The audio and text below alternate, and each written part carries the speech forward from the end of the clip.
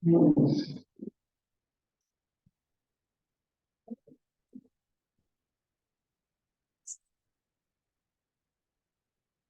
la paix et la grâce de notre Seigneur Jésus-Christ soient avec chacun d'entre vous.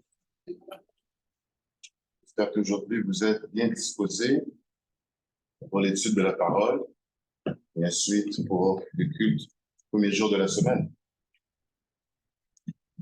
Aujourd'hui, le sujet de l'enseignement traitera sur les bénédictions, la responsabilité et l'engagement.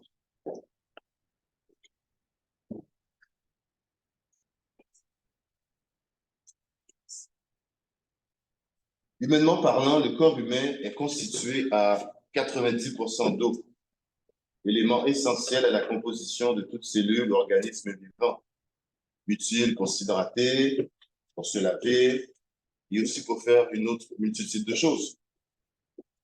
Jésus dit en Jean chapitre 4, verset 14, « Mais celui qui boira de l'eau que je lui donnerai n'aura jamais soif. Et l'eau que je lui donnerai deviendra en lui une source d'eau qui jaillira jusque dans la vie éternelle. »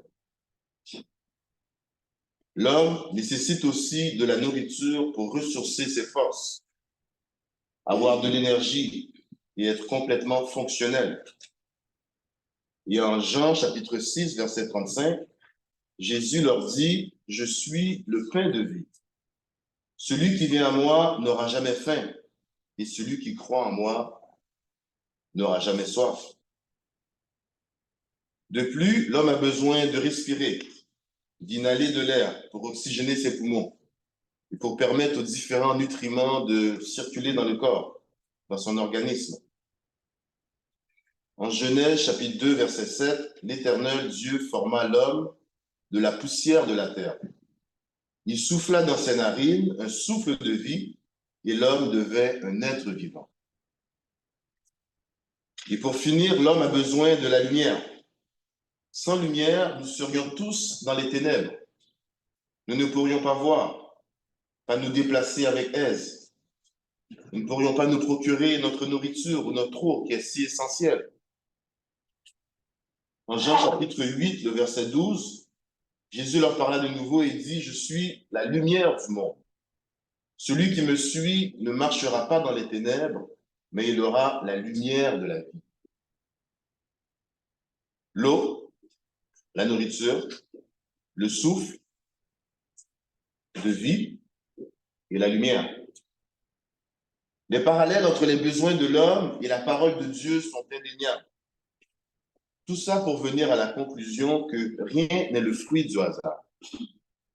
Mais tout est bien orchestré par Dieu lui-même pour que l'homme, fait à son image, domine sur le reste de la création.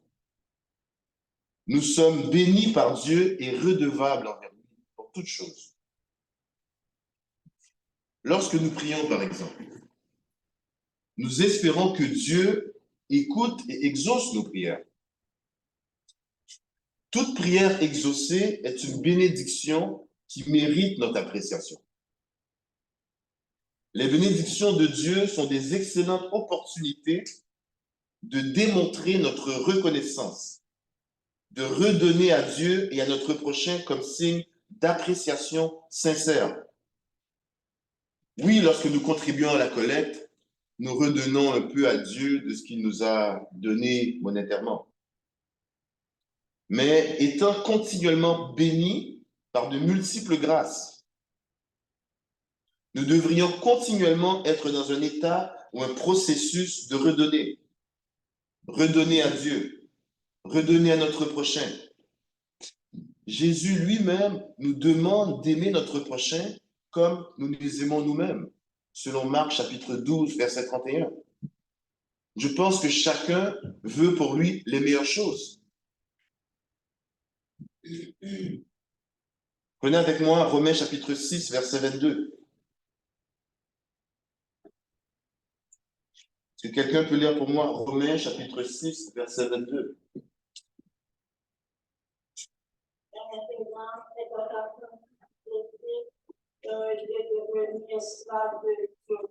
Vous avez repris la sainteté et vous faites la Merci. Effectivement, étant libérés du péché, vous êtes devenus maintenant esclaves de Jésus. De la même manière qu'un esclave est redevable à son maître, et aussi de la même manière qu'un serviteur rend des comptes au maître de la maison.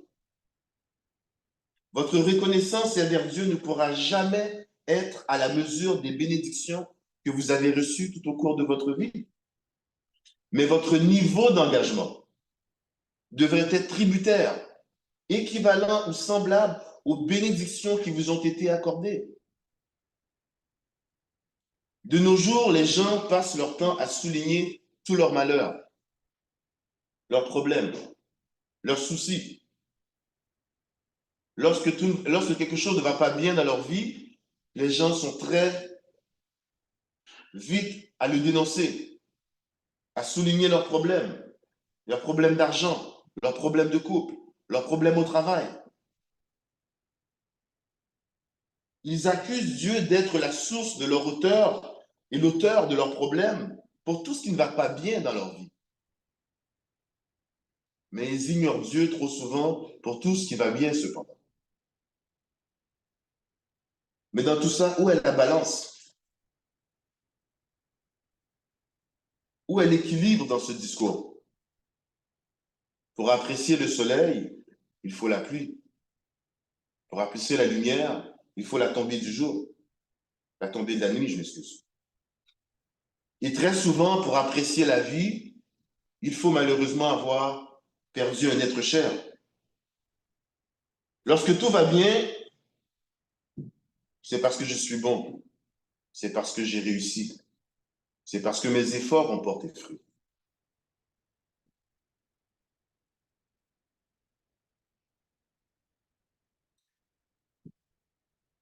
Et dans certains cas, quelques-uns diront même, lorsque ça ne va pas bien, c'est parce que Dieu est méchant. D'autres diront, c'est parce que Dieu n'existe pas. La triste réalité, c'est que l'homme est inconstant et irrationnel dans son discours. Notre manque de reconnaissance, notre indifférence et notre manque d'humilité a fait que les bienfaits de Dieu dans notre vie passent trop souvent sous le radar. Nous sommes trop embourbés par notre rythme de vie pour contempler à quel point notre Créateur est grand et comment il prend soin de nous. La meilleure reconnaissance de l'homme envers son Créateur est de s'engager sincèrement à le servir fidèlement. Le but ultime de notre existence sur Terre est de servir Dieu et lui rendre un culte à lui seul, ainsi que toute la gloire qui lui est due.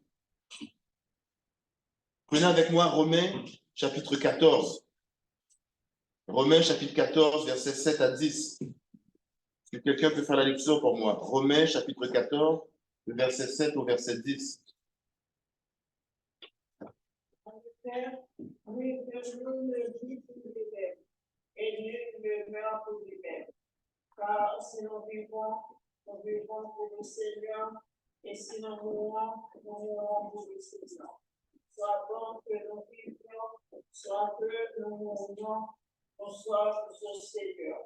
Car Christ est mort et il a vécu afin de dominer sur les morts et sur les vivants.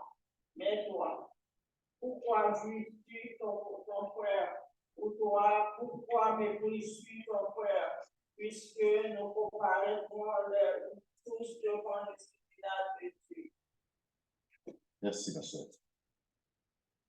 Alors, tout ce que nous faisons, nous le faisons pour Dieu.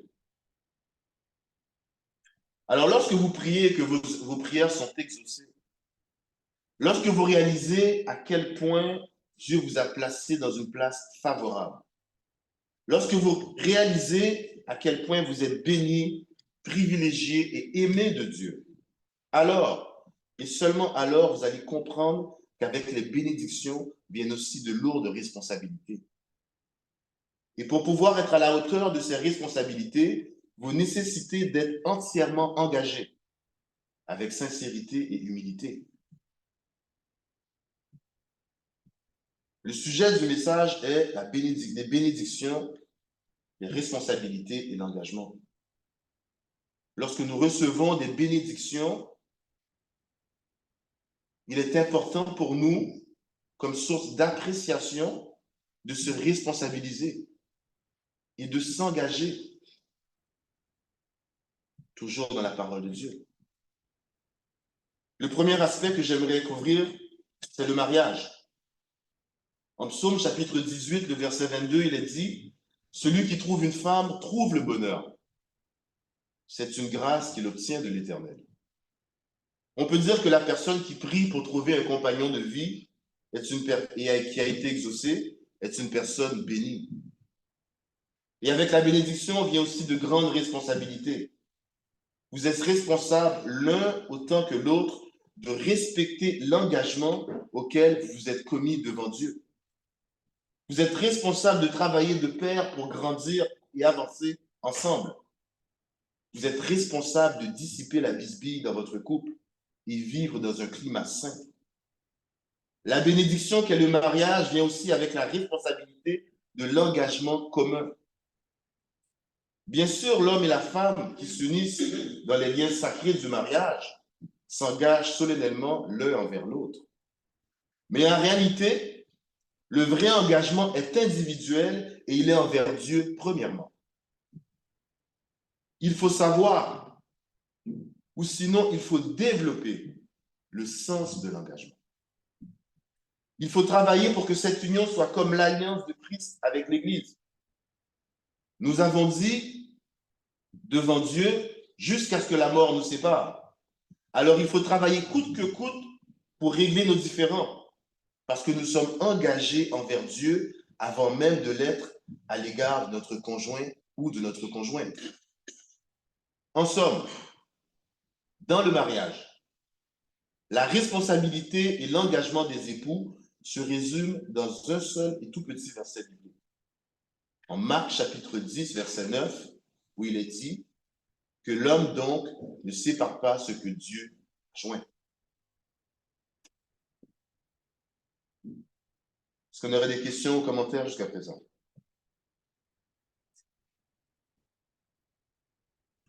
Mon deuxième point, les enfants. Je dis souvent à ma femme qu'il faut savoir doser les cadeaux que l'on donne aux enfants. Parce que sinon, ils ne seront plus capables de les apprécier à leur juste valeur. Ils considèrent qu'ils ne sont pas redevables pour tout ce que nous faisons pour eux. À mon humble avis, vos enfants ne sont pas redevables du fait que vous les avez amenés dans ce monde. Par contre, vous êtes redevables à Dieu de vous avoir béni avec une progéniture, la chair de votre chair, le sang de votre sang. Ainsi en est-il aussi pour les grands-parents qui très souvent n'hésitent pas à démontrer tout leur amour et leur admiration pour leurs petits-enfants. En Proverbes chapitre 17, verset 6, il est dit « Les enfants des enfants sont la couronne des vieillards, et les pères sont la gloire de leurs enfants. » Je m'efforce régulièrement d'expliquer aux gens autour de moi de ne pas se limiter à offrir à leurs enfants tous les cadeaux, toutes les jouets et toutes les faveurs que eux, ils n'ont pas eu la chance d'obtenir ultérieurement. Mais plutôt s'efforcer de leur enseigner toutes les choses que eux, personnellement, ils n'ont pas eu la chance d'apprendre de leurs parents. Que ce soit de faire à manger, de gérer une maison, d'être courtois, d'être ponctuel, mais surtout, tout ce qui a trait à la parole de Dieu. Même si vos parents ne l'ont pas peut-être fait pour vous, c'est votre responsabilité à vous d'enseigner à vos enfants, de les amener dans les classes bibliques, d'être sûr que vos enfants sont au courant,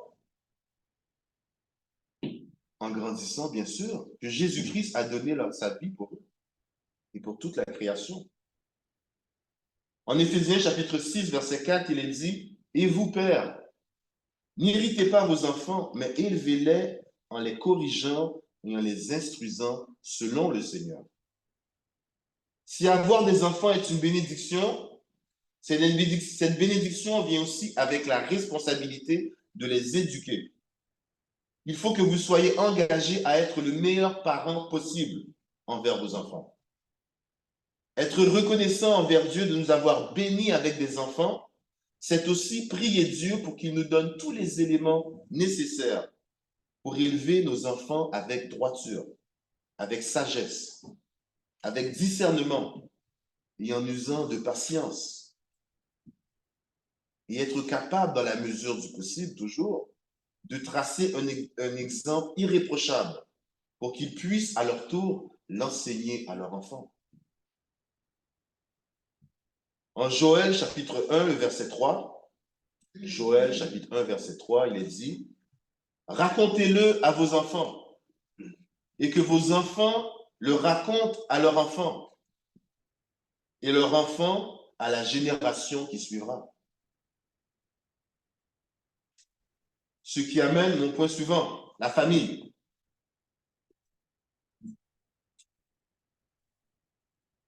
Lorsque Marie respecte et honore sa femme, il reflète en elle l'amour du Christ pour l'Église. Lorsqu'une femme est soumise et obéissante à son mari, elle lui donne des munitions et du courage pour traverser les épreuves et bien diriger son foyer.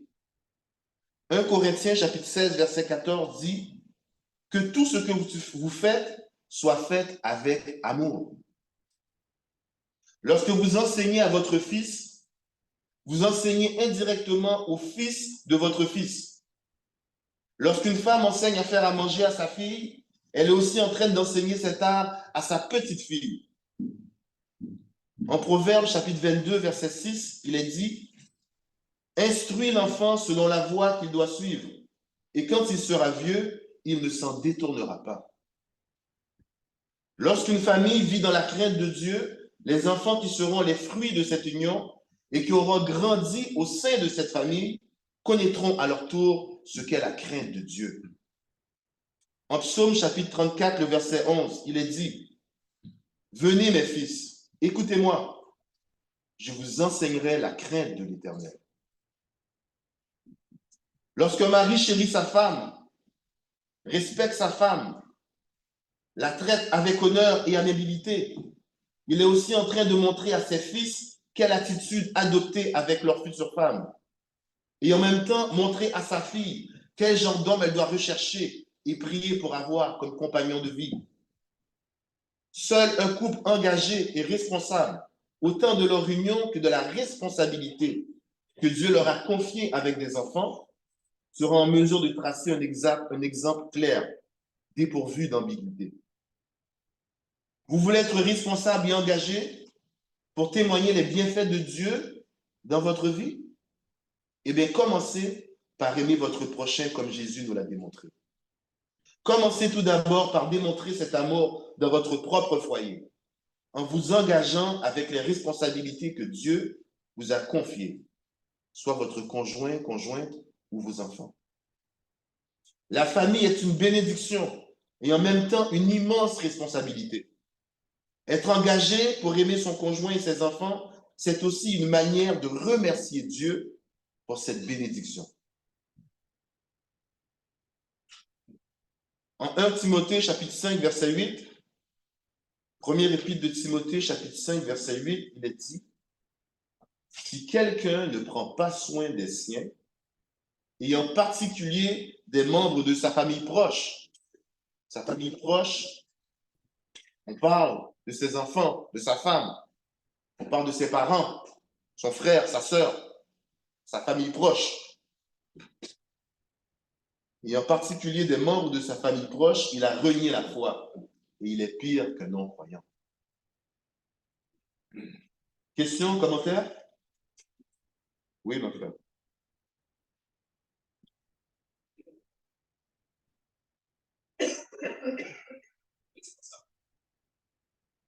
Les parents, ils avaient leurs enfants. Oui. Et tu as précisé que les parents sont redevables. Les enfants ne sont pas aussi vrais. Non, je vais juste être bien sûr, parce que là, faites parenthèse, j'ai bien dit, si on peut reculer, j'ai dit, à mon humble avis, il dit les enfants ne sentent pas qu'ils sont redevables aux parents. Souvent, les enfants pensent que tout leur est dû. Ça, c'est l'opinion des enfants. Je ne dis pas que c'est correct. Il dit, à mon humble avis, nous ne sommes, les enfants nous ne sont pas redevables aux enfants du fait de les avoir mis sur la terre. Mais par contre, nous sommes redevables à Dieu du fait qu'il nous a bénis d'une progéniture. Oui. Si une veuve a des enfants, des petits-enfants, ils apprennent avant tout à exercer la piété envers leur propre famille et à rendre à leurs parents ce qu'ils ont reçu d'eux, car cela est agréable à Dieu.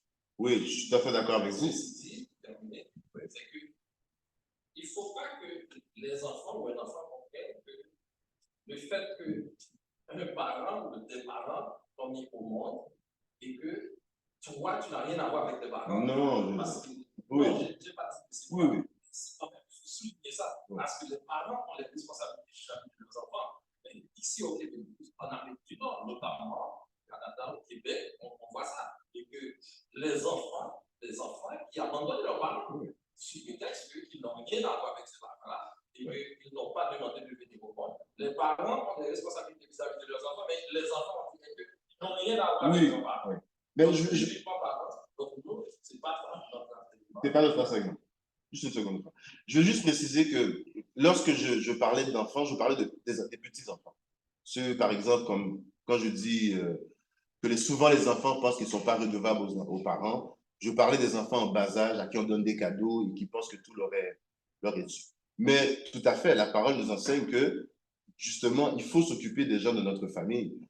Même quand j'ai dit aussi, comme pour les parents aussi, pas seulement notre femme, nos enfants. Oui, frère Mike. Institutionnel. Un petit peu plus, pour inciter un petit peu, acclimater un petit peu la conversation.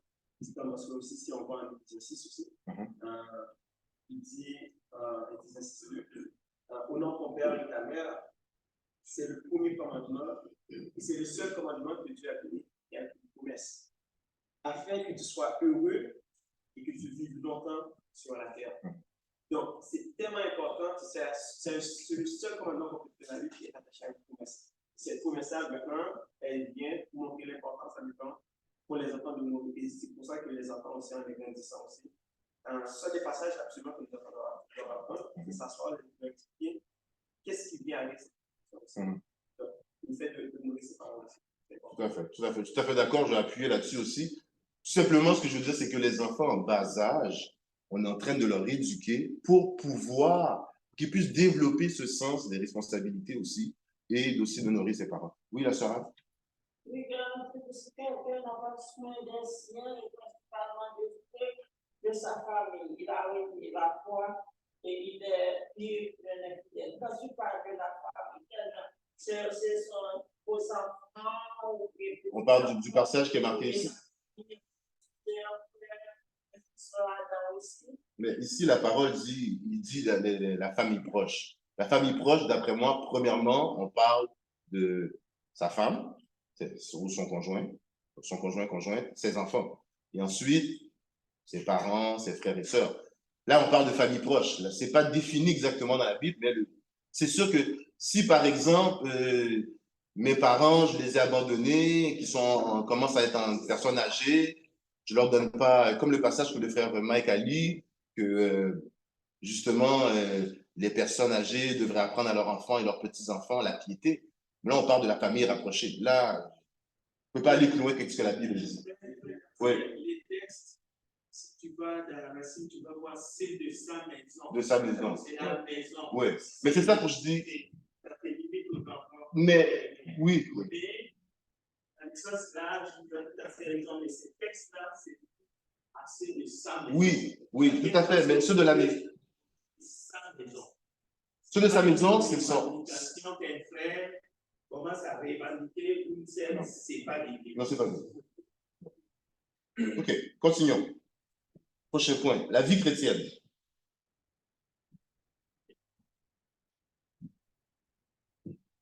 Une bénédiction reçue pour laquelle on a ardemment prié vient souvent avec de grandes responsabilités. Et ne pas le réaliser, c'est très souvent être indifférent aux multiples et innombrables petites attentions que Dieu manifeste à notre égard. Que ce soit le mariage, les enfants, le travail, la santé, et même le souffle de la vie. Est-ce que quelqu'un peut lire pour moi Colossiens chapitre 3, versets 23 et 24? Colossiens chapitre 3, versets 23 et 24. Ce que vous faites, faites-le de bon cœur, comme pour le Seigneur et non pour les hommes, sachant que vous recevrez du Seigneur l'héritage pour récompense. Servez Christ le Seigneur. Merci, ma sœur. Si vous pensez que ce monde ici-bas vous doit quoi que ce soit, vous ne serez jamais en position de comprendre et apprécier les bienfaits de Dieu à votre égard, à leur juste valeur. Si vous pensez que parce que vous vivez au Canada, qu'il y a des lois et que si une injustice vous est faite, vous avez droit, c'est un droit acquis que vous avez d'obtenir justice, vous ne comprendrez pas encore les bienfaits de Dieu. Ce que vous avez ici de vivre au Canada, c'est un privilège, c'est une opportunité, c'est une chance. Mais tout ce que vous avez dans votre vie que Dieu vous donne, c'est une bénédiction. Même lorsque justice vous est rendue à juste titre, c'est une bénédiction.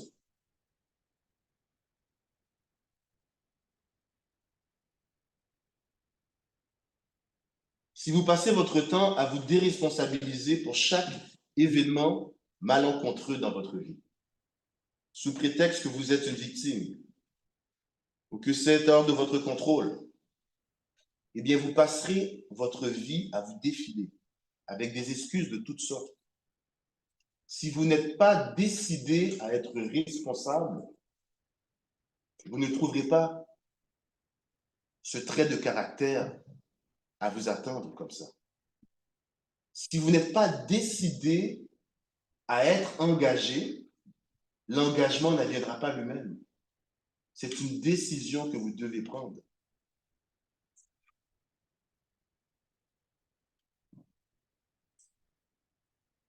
Se responsabiliser et s'engager ne devrait pas seulement être envisagé après avoir été béni, mais autant bien en attente d'une réponse lors d'une prière ou pour continuer à être béni davantage. En Romains chapitre 8, verset 28, il est dit: nous savons du reste que toute chose concourt au bien de ceux qui aiment Dieu, de ceux qui sont appelés selon son dessein.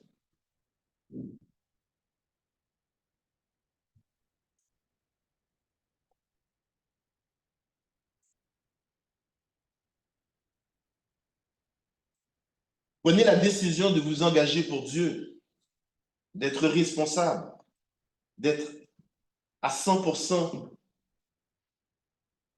dans votre vie de chrétien et travailler pour son œuvre, pour démontrer votre amour, ou plutôt pour démontrer votre reconnaissance, car il nous a aimés le premier.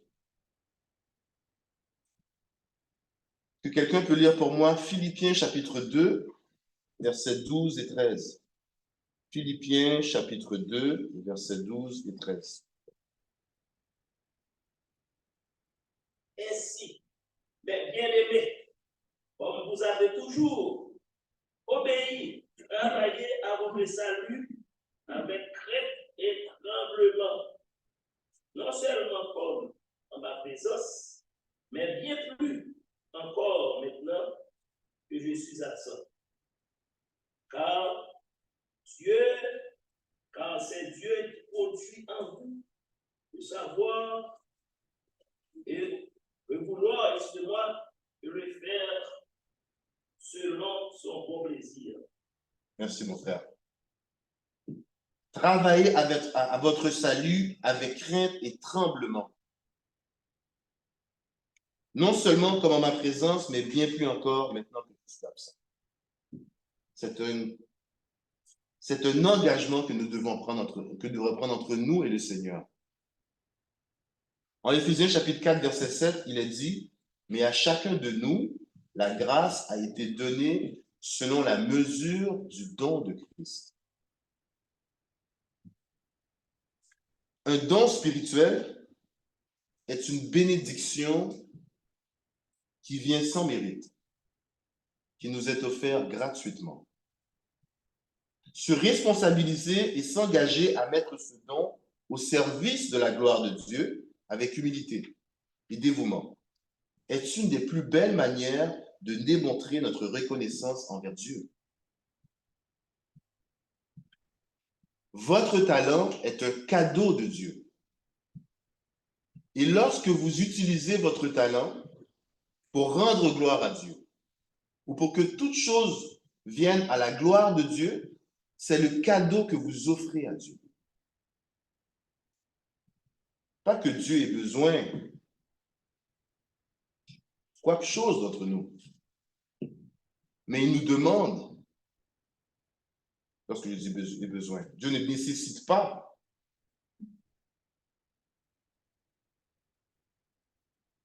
Mais Dieu a besoin que nous soyons engagés.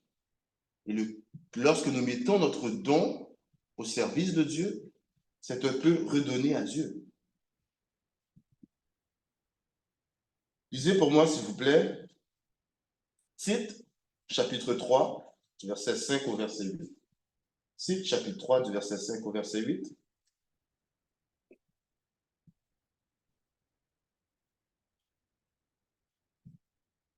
Il nous a sauvés, non à cause des œuvres de justice que nous aurions faites, mais selon sa miséricorde par le baptême de la régénération et le renouvellement du Saint-Esprit.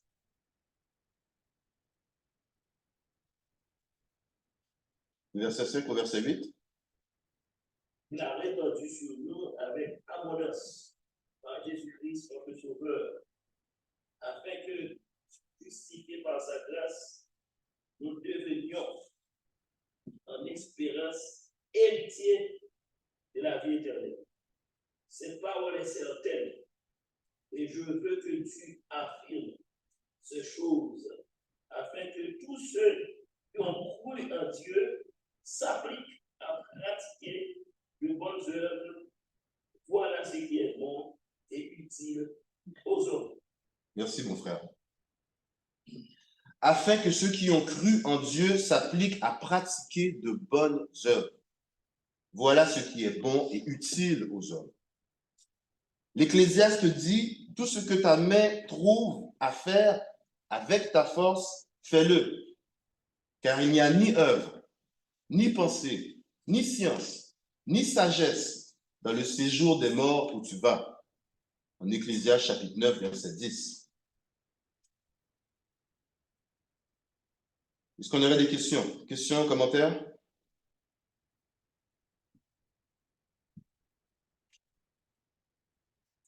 Oui, mon frère. Merci, frère Jean-Daniel, pour cette belle étude de ce matin. Ma question, je vois que souvent, surtout dans l'étude nord, il y a un passage qu'on néglige ou bien qu'on n'observe pas chez les parents, surtout dans les devoirs adolescents. La Bible disait, dans Proverbe 23, verset 13, il faut corriger l'enfant par la verge. Personne ne peut frapper son enfant, en sorte que de peur qu'on va venir, vous arrêter, vous mettre dans un corps. Et bah, est-ce que là, quelle sera l'attitude du Seigneur face à ses parents qui n'observent pas ses paroles, ce passage? Ok.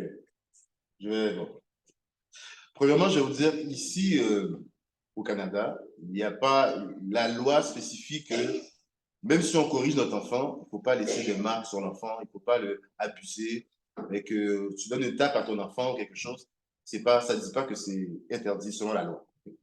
Maintenant, selon la parole de la Bible, ok? La correction physique envers, par exemple, n'importe qui, que ce soit un enfant, que ce soit tout, c'est sûr que si on regarde dans l'Ancien Testament, on va trouver plusieurs passages qui disent qu'il faut corriger l'enfant. Mais, est-ce que vous pouvez imaginer que à chaque fois, par exemple, que vous auriez fait quelque chose de mal, on vous aurait corrigé physiquement, même un adulte encore? Combien de fois Dieu nous a pardonné qu'on a fait quelque chose? Je suis sûr et certain qu'un parent engagé, okay, un parent engagé, un parent qui est dédié à son enfant, qui prend le temps, va trouver une manière de le corriger autrement que de manière physique. Probablement, oui, qu'on sort tous dans un coin de pays différent où on a été élevé de manière différente. Personnellement, moi, j'ai reçu la correction physique quand j'étais plus jeune. Mais je peux vous dire que c'est la dernière chose que je ferai avec mon enfant. Parce que si dans votre tête, vous pensez que la manière de régler la situation est une correction physique, déjà vous partez sur le mauvais point. À plusieurs reprises, le frère Frédéric a fait des études, des messages, où ce qui nous a démontré que c'était pas, non seulement ce n'était pas une nécessité, mais ce n'est pas l'attitude à avoir. C'est pas, je suis surpris, c'est pas l'attitude à avoir et c'est pas non plus la mentalité à garder dans la tête. Parce que si aussi, si on va pour ça, on passe dans l'Ancien Testament qui dit œil pour œil, dent pour dent aussi. Est-ce qu'on va embarquer dans ce terrain-là? Non, œil pour œil, dent pour dent, on parle de veut pas là, que ce soit pour vengeance ou pas, mais on parle d'une atteinte physique à quelqu'un. Alors moi, je vous conseillerais, si déjà dans votre tête, vous pensez qu'on va corriger l'enfant de manière physique, avec la verge, déjà, on n'a pas la bonne attitude. L'important, moi, ce que je pense, à mon humble avis, c'est d'être engagé pour pouvoir éduquer l'enfant de la meilleure manière. Est-ce que la correction physique, c'est la meilleure manière? J'en doute. Père Frédéric? Oui, je vais répondre sur la question d'Emmanuel. Je crois qu'il faut faire la différence entre l'éducation et la correction, bien que la correction est incluse dans l'éducation. Mais il insiste sur la correction, mais pas l'éducation, mais en utilisant la brèche dans un proverbe. Ce que je vais ajouter ici, c'est simplement, bien sûr que ce texte-là parle de cette manière de corriger en utilisant quelque chose d'extérieur pour ramener. Mais je crois que ce texte-là ne veut pas insinuer que la sagesse est dans le bâton. Ouais. C'est ce que je voulais attirer l'attention. Ouais. Mais la correction demeure légitime. Oui. Et il ne faut pas non plus culpabiliser le parent qui utilise une certaine façon de faire comme le tape, comme tu as dit, sans laisser de marque. Ouais. Je pense qu'il faut trouver la juste, disons, le juste milieu. Ouais. Surtout de la correction physique, je pense que non seulement l'action de la correction physique, c'est aussi l'état émotionnel du parent qui corrige. Est-ce qu'on corrige Par exemple, je te parlais de mon père, par exemple, comme ça me corrigeait. Mon père, il faisait la morale. Il faisait la morale tellement, je sais que Mike disait ça aussi. Des fois, tu disais, donne-moi le bâton et puis c'est fini. Mais il ne voulait pas te taper, mais il parlait tellement qu'à la fin, tu étais découragé. Donne-moi le bâton et puis on finit avec ça. C'est parce que mon père ne voulait pas donner la correction physique, mais il voulait éduquer, il voulait que je change d'attitude, il voulait que je devienne différent. Parce que, en tant que tel, trop souvent, certains parents ou certains hommes en général, ça peut être des hommes, ça peut être des femmes, rentrent à la maison avec une mauvaise journée au travail. Ils sont déjà irrités, ils sont à fleur de peau. L'enfant fait quelque chose et puis bang. Je suis déjà passé une mauvaise journée au travail. Ma femme dit quelque chose de travers, bang. Déjà, par exemple, j'arrive, mon voisin m'énerve. Mon voisin ne me dit pas bonjour, il parle de mon stationnement. Il vient me dire quelque chose, puis bang, je lui dis un mauvais mot. Souvent, c'est la réaction qu'on a et c'est la manière dont on le fait. Est-ce que, comme je dis, je ne favorise pas la correction physique, mais est-ce que c'est le dernier recours qu'on a pour corriger l'enfant? Est-ce qu'on a fait d'autres choses avant? Est-ce qu'on a essayé? Mike? La question du frère Emmanuel, ce n'est pas une question qui est anodine. C'est ça quand même qui est important, on ne peut pas prendre tout à la légère. Donc là maintenant, tout est question du contexte aussi. Pour mettre le contexte, il y a des époques, il y a des stages géographiques, il y a dans quel environnement on grandit. Par exemple, je prends un exemple. Un enfant qui grandit en Afrique, en Haïti, certains pays que tu expliques un exemple comme ça, que généralement les parents tendent à corriger. L'enfant grandit, on dirait que, je ne sais pas si c'est ça normal, ça fait mal, mais on dirait qu'il grandit pas plus traumatisé. Ouais. On prend un enfant qui grandit ici au Québec, dans un contexte totalement différent, cet enfant peut sortir totalement comme psychologiquement traumatisé, parce qu'il y a un gouvernement qui ne favorise pas ce contexte. Okay? Parce qu'il a eu une correction une fois dans sa vie. Donc, ça veut dire que c'est pas quelque chose qu'on parle. Maintenant, est-ce que la condition physique devrait être comme le moyen? Non. Est-ce que maintenant, dans certains contextes, ça peut être justifié, mais c'est comment le faire? Oui. C'est là aussi, comme chrétien aussi, on doit mettre ça dans son contexte aussi. Parce que pour avoir on ne peut pas agir avec colère. Oui. Il y a des parents qui frappent l'enfant avec colère. Ça, c'est la première chose, parce que le parent a perdu le contrôle. À la minute que le parent perd le contrôle, il frappe son enfant, c'est parce qu'il n'a plus le contrôle sur l'enfant. Ouais. C'est plus une correction. Il a perdu carrément, il a perdu le truc parental. C'est plus une correction. Ça, c'est la première chose. C'est plus une correction, là maintenant, c'est la rage, maintenant, c'est la colère. Deuxièmement aussi, il faut aller aussi avec une certaine modération, il faut aller en fonction de l'enfance. Parce qu'on connaît nos enfants grandissent, on voit le comportement des enfants. Moi, en étant Maya et Dylan, c'est deux personnes totalement différentes. Dylan, ça prend juste des fois à lui dire un mot, puis il est déjà parti dans sa tête, il pleure déjà. Juste à lui faire la morale. Alors que Maya, par moment, tu peux la répéter, tu peux la répéter, de temps en temps, elle dit juste attirer son attention. Tu vois, des fois, je vais faire une petite pincette là. Là, je dis, là, maintenant, on dirait que par moment, ça apprend ce réveil-là chez elle. Est-ce que je vais nécessairement la frapper physiquement? Non. Mais aussi, il faut toujours mettre les choses en fonction du contexte. Parce que ce n'est pas une question qui est tout noir, tout blanc. Oui, tout à fait. Mais c'est sûr et certain. Si on peut éviter d'en arriver là, on doit utiliser tous les autres moyens avant d'en arriver là. Mais maintenant, il faut aussi se mettre dans quel contexte. Chaque contexte est totalement différent. Donc, ce n'est pas tout noir, tout blanc dans chaque situation. On a la correction. La correction, ce n'est pas l'ultime moyen, ce n'est pas la méthode. Oui. Merci beaucoup. Frère Emmanuel, après ça, Frère Emmanuel. Oui. Si on par exemple la réaction de Jésus dans le temple, oui. Quand il rentre dans le temple, il voit que les gens sont en train de sauver le temple.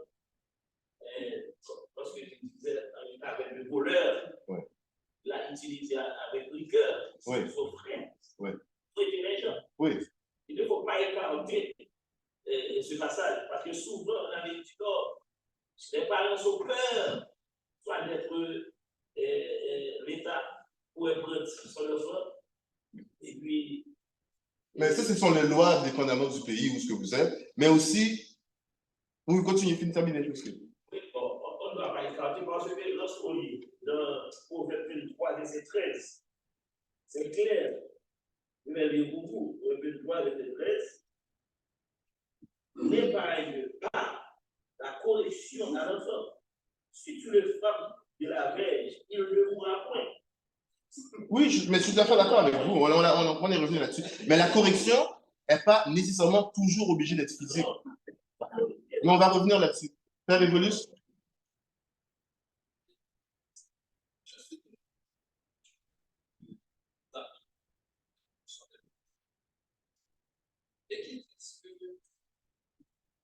On ne veut pas appliquer la Bible sur les textes que utiliser la violence pour appliquer la Bible. Et je trouve que ce n'est pas un jugement que je vais porter sur toute. Mais je trouve que c'est aller au-delà et très mal compris par rapport à ça. D'abord, on lit ce texte dans le livre de Proverbes. Donc, quand on dit Proverbe, on veut dire ce que ça veut dire. Donc, si on prend un texte dans ces mots, on va appliquer comme ça. Alors que dans l'esprit de Salomon, qui est l'auteur de la majorité des proverbes, c'est pas ça. C'est-à-dire que ne prends pas un texte et des proverbes pour le pliquer à la lettre. Au mot. Donc il faut comprendre et acheter le livre. Il n'est pas fait déclaration de livre.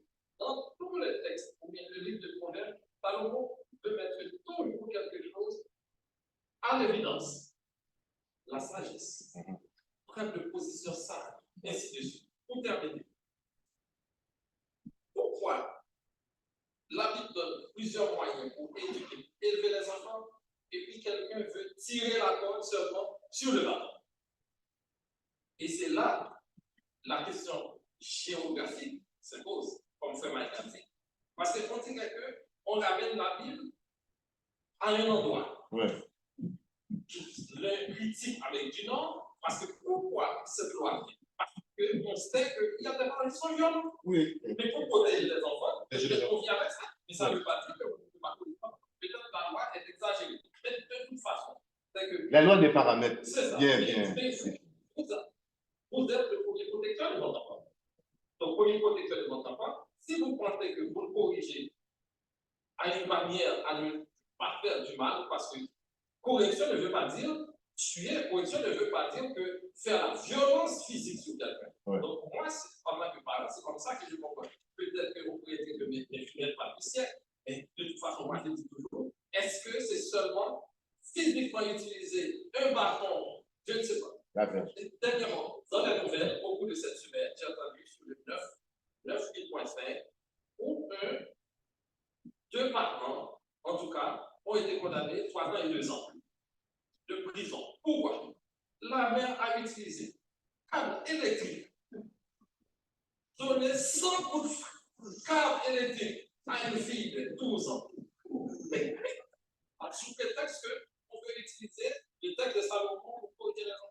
Oui. C'est aussi méchant que celui qui a dehors. Merci pour l'intervention, mon frère. Je comprends très bien ce qu'on vous dit. On ne peut pas prendre une partie pour justifier nos actions, partie de la Bible. Merci. En tout cas, je vais vous référer au frère Frédéric qui a déjà fait de très beaux messages, de très belles études qui parlent justement de la correction pour les enfants, qui, moi, m'a beaucoup aidé en tout cas. Et si un jour, peut-être Frédéric pourrait revenir là-dessus, ce serait, je pense, très apprécié. Pour terminer, je vais lire un dernier passage, après on va aller en prière. Je vous remercie pour toutes les interventions. Malheureusement, on ne pourra pas prendre d'autres interventions ni de commentaires. Donc, pour terminer, je vais lire en Josué, verset 24. Josué 24, versets 14 et 15, qui dit « Maintenant, craignez l'Éternel et servez-le avec intégrité et fidélité. Faites disparaître les dieux qu'ont servi vos pères de l'autre côté du fleuve et en Égypte, et servez l'Éternel. Et si vous ne trouvez pas bon de servir l'Éternel, choisissez aujourd'hui qui vous voulez servir. Ou les dieux qui servaient vos pères au-delà du fleuve, ou les dieux des Amoréens dans les pays desquels vous habitez. Moi et ma maison, nous servirons l'Éternel. » Je voudrais m'accompagner dans une prière avant que nous passions. Prions. Père céleste de Tout-Puissant, nous te remercions infiniment de toutes tes bénédictions. Merci pour toutes les choses que tu fais dans notre vie, surtout toutes celles qui passent inaperçues. Je te remercie, Seigneur, que les bénédictions qui tombent sur nous puissent nous permettre de comprendre à quel point nous sommes privilégiés et à quel point il est important pour nous de nous responsabiliser, de nous engager dans ton travail, de travailler à faire des œuvres coûte que coûte jusqu'à notre dernier souffle de vie. Permets, Père Céleste, que la sagesse de ta parole puisse nous éduquer et que cette même sagesse, nous puissions l'enseigner à nos enfants. Nous puissions la démontrer dans notre foyer à notre femme. Nous puissions la montrer, Seigneur, aux gens proches de nous. Permets, Seigneur, que nous puissions toujours marcher vers l'avant. Et que si nous ayons à tomber, Seigneur, ta parole puisse nous relever. Permets, Seigneur, que cet engagement que nous prenons dans notre cœur avec toi, Seigneur, soit un engagement solennel. Père Céleste, nous te prions pour tous ceux et celles qui vont se diriger et venir ici pour adorer ce matin. Permets, Seigneur, qu'ils puissent hâter leurs pas. Permets qu'ils puissent arriver ici sains et saufs, Père Céleste. Nous te demandons, Seigneur, de nous accompagner. Nous demandons tout ceci au nom de ton unique Fils. Amen. Amen.